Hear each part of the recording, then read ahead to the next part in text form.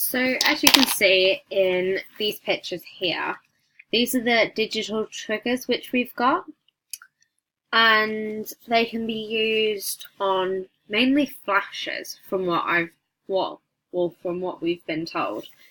This one is the one which we have on the 400-watt flashes, and it links all of them together and it sets them all off at the same time. And it's basically, this is attached, as you can see here, it says 400.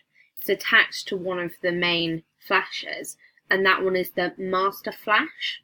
And then all of the others, I think they're called slaves.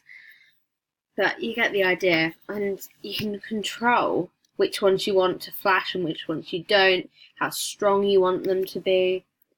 And yeah, I think it's pretty cool. But this one is it's amazing.